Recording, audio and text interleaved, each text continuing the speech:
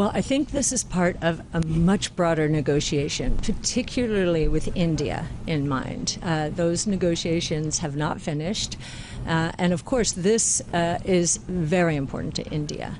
I think that our tech executives understand that this is a part of a broader negotiation. I think the suddenness, the Friday announcement, and the lack of clarity threw a lot of people, including us.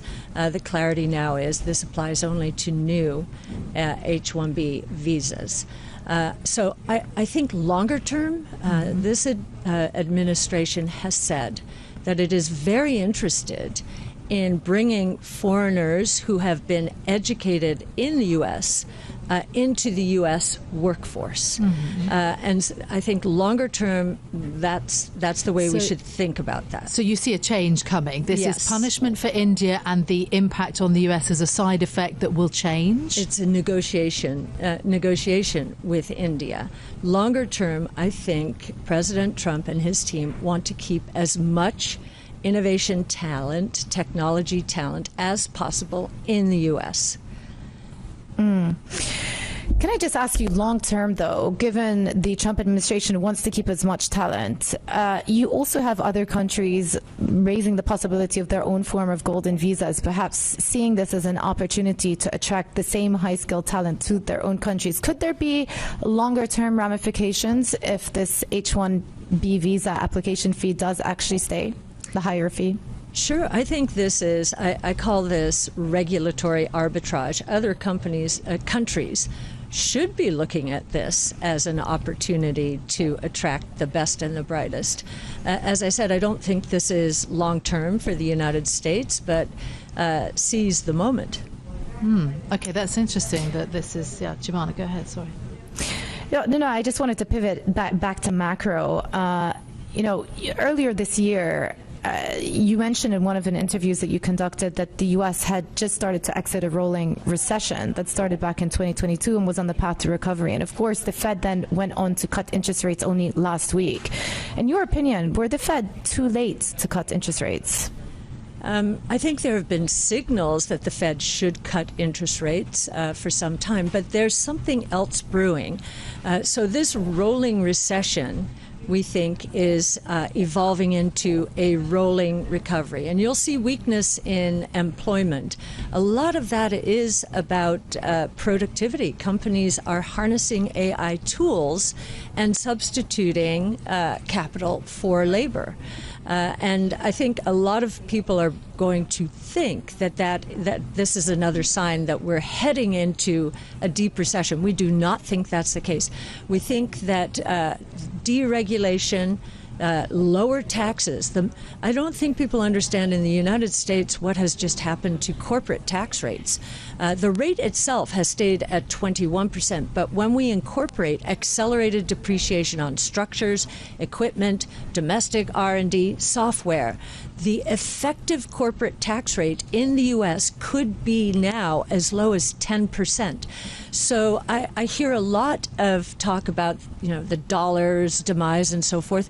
We actually think that the dollar will turn around because the return on invested capital in the U.S., thanks to deregulation and tax policies, is going to increase relative to the return on invested capital elsewhere. So a little contrarian point of view, but that's what we think. And we also think this rolling recovery will lead next year into an economic boom, a productivity-driven economic boom. And I think this has been engineered by this administration, get the bad news out of the way as quickly as possible, because next year is the midterm elections. So it's a tax cutting environment, deregulatory environment, AI environment that boosts productivity. And so, I mean, this is very much what President Trump and the Republican administration believes. Yes. Others are concerned about it triggering inflation. Are you not concerned about that issue? If productivity is the reason we're going to see accelerated growth. Not at all. In fact, productivity is one of the most potent anti-inflationary forces. We would not be surprised to see inflation drop below 2% next year and head for zero, because we think the productivity gains are that profound. Let me ask you about the huge capex spending plans that many of the U.S. hyperscalers have. You know, we're talking about the hundreds of billions of dollars a year. And one company's investment is another company's revenue, as in the case of NVIDIA. If there starts to be a marginal slowdown in just the scale of capex investment, would that not mark a turnaround in terms of just how much bullishness there is about the promises of artificial intelligence right now? Well, I, like everyone else, I'm very surprised at how willing these companies are to spend massive amounts on in this space. But what we're not seeing is all the companies who were starting to move into this space and have capitulated. And we're down to the big four, so OpenAI, Anthropic, xAI, and Gemini, which is Google. And I think they are moving further ahead, and those are the companies who are really spending. The markets are not funding as freely the other competitors.